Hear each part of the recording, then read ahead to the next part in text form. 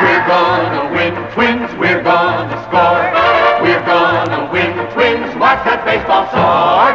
Crack out a home run, shout a hip hooray. Cheer for the Minnesota Twins today.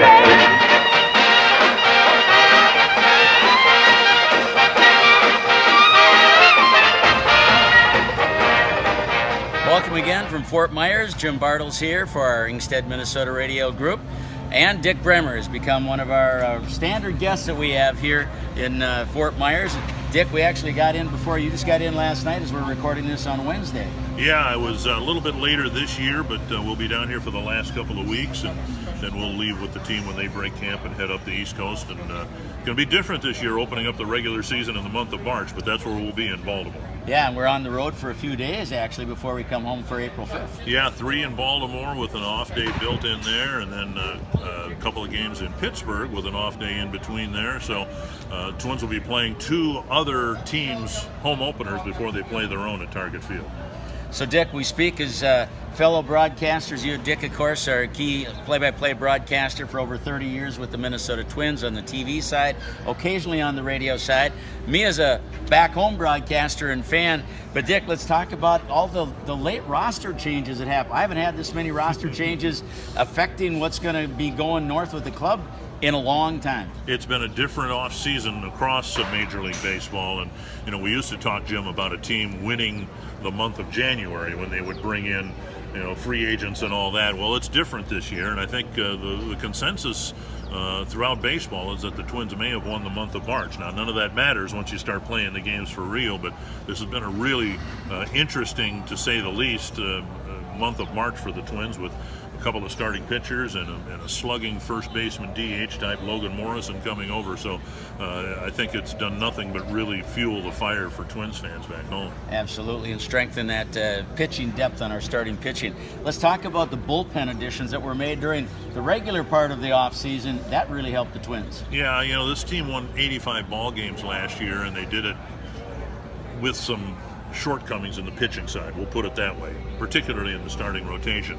But they decided to really beef up the rotation, or excuse me, the bullpen in the winter months because they realized that this has become part of the game now, where teams succeed or fail with the success of their relievers, and they felt that was an area of concern. They addressed that first, then the rotation.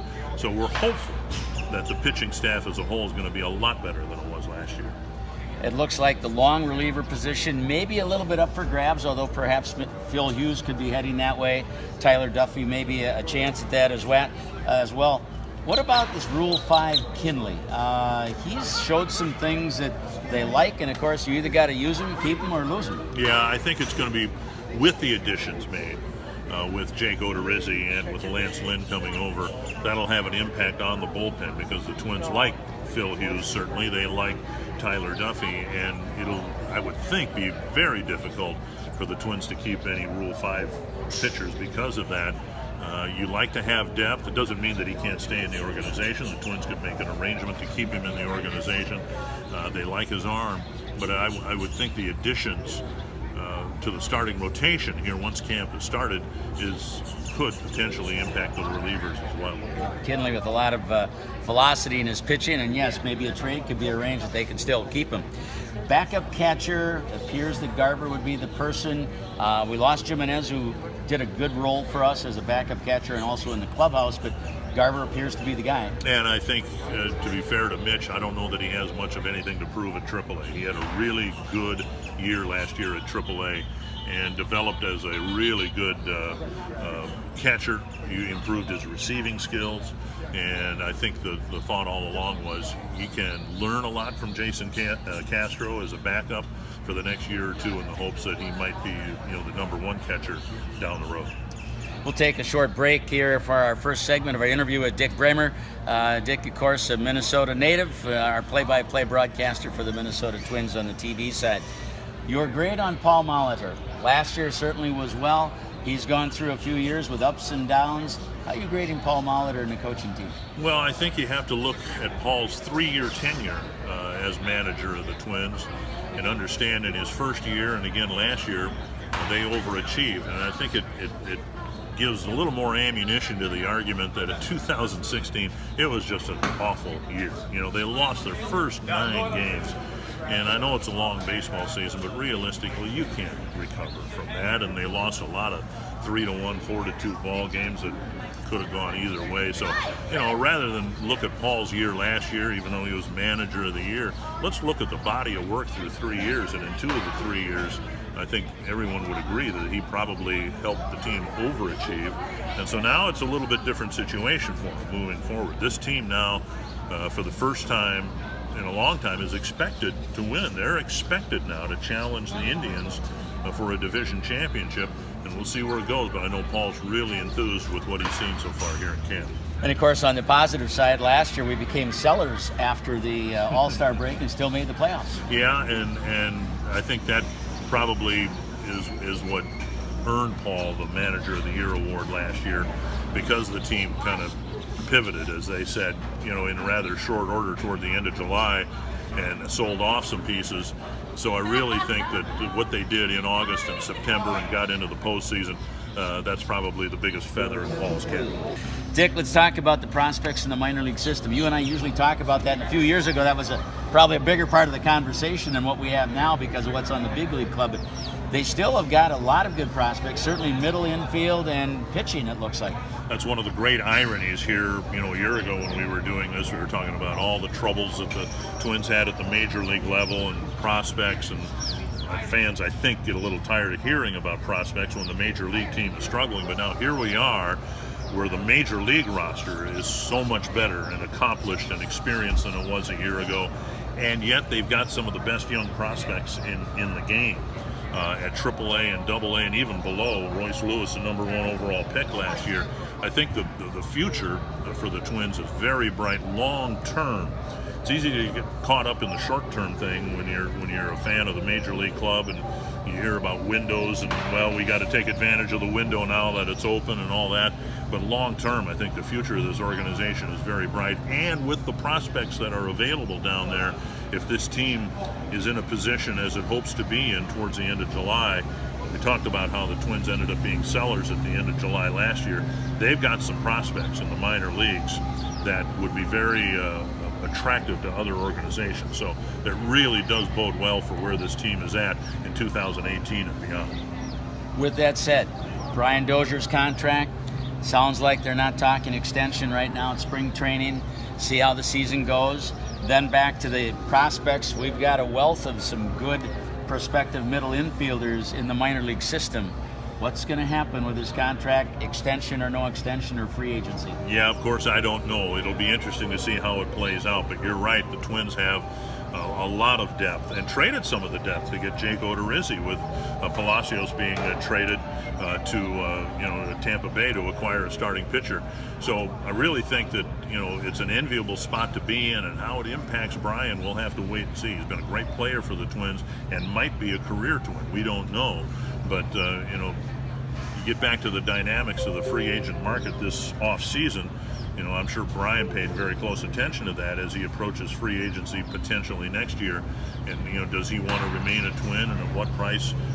People far higher in the pay grade than you or I are going to make those decisions.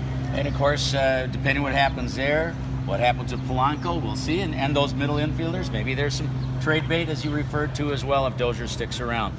Can anybody catch Cleveland in our Central Division of the American League? Well, I'll go back to last fall. I really was looking forward to the prospects of the Twins beating the Yankees in that one-game wild card game, because I felt the Twins last fall were ready to take on the Indians and play them toe-to-toe.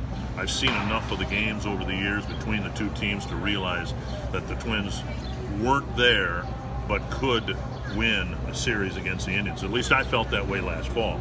Now you look at what's happened. The Indians have lost some key pitchers along the way. They've lost their pitching coach, which is Mickey Callaway. He was a very big part of their success, and he's now a manager. So you look at what the Twins have acquired, what they did in January, bolstering the bullpen, and now what they've done in March, bolstering the lineup and the starting rotation. And I think it's going to be a really interesting division race. I know the math would tell you that the Twins were way back behind the Indians. I never sensed that watching the games head-to-head, I felt the Twins could play toe-to-toe with the Indians last year, and I think they'll be able to do that this year. It's a long season, we know that, but I think the Indians are in for a pretty good battle for the division lead. Makes us feel good on that. Real quick, East and West Division. Of course, the East Division's loaded again with a couple of really strong teams. And I think what you're looking at is the Yankees, who surprised just about everybody in baseball by getting into the postseason last year. Then the acquisitions that they've made, principally Giancarlo Stanton. I think the American League East is going to be a pretty top-heavy division. I think you're going to have the Yankees and the Red Sox. The Blue Jays will be in the middle there someplace, and then a couple of teams that are really going to have a tough go of it, I think, Baltimore and Tampa Bay. So it's going to be interesting. The Twins open up against the East in Baltimore, and they've had some success, but we'll wait and see how that division sorts itself out. Dick Bremer is our guest here from Fort Myers. Dick, 2 more questions real quick. I've thought about the clubhouse scenario. I thought after Torrey Hunter left 2 years ago, one of the things we really lacked a couple years ago might have been some clubhouse presence, dugout leadership as well, beyond the coaches. Last year, a couple of guys, Belial, Jimenez, seemed to add that. They're both gone. Any concerns that way? I don't think so, because I think what we saw over the course of 2017, as players like Buxton and Rosario, Kepler, Polanco, guys like that, as they gain more experience, they also gain more presence within the clubhouse. And that's ultimately where a team will succeed and perhaps win a world championship, when you've got this internal buildup of character. We saw it in the 80s with the Herbecks and Gaettis and all that, and to a lesser extent in 91.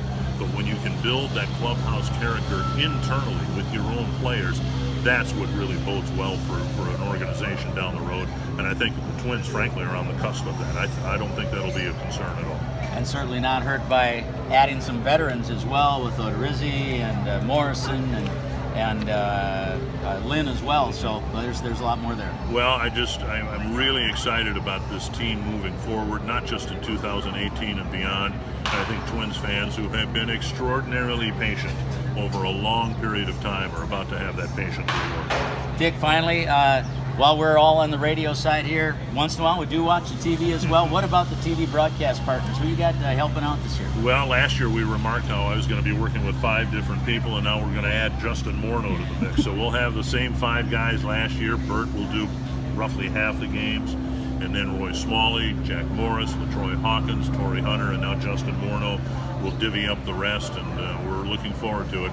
As you know, Jim, I'm a Minnesota native, and I grew up a Twins fan, and so I followed the team literally since day one, since 1961. So I consider myself pretty lucky to get to work with 6 former Twins greats on the air in one season.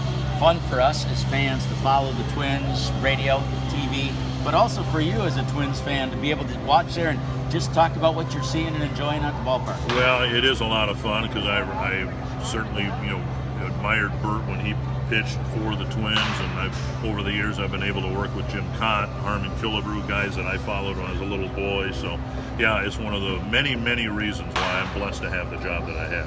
Thanks for your time, Dick Bremer. You do a great job on the TV side, and when you help out on radio, it's fun. A lot of fun having you down here, because you have a lot of great insight for us to share. Well, I appreciate the time. Let's do it again next year. All right, we'll do. Dick Bremer with us, Spring Training Report 2018.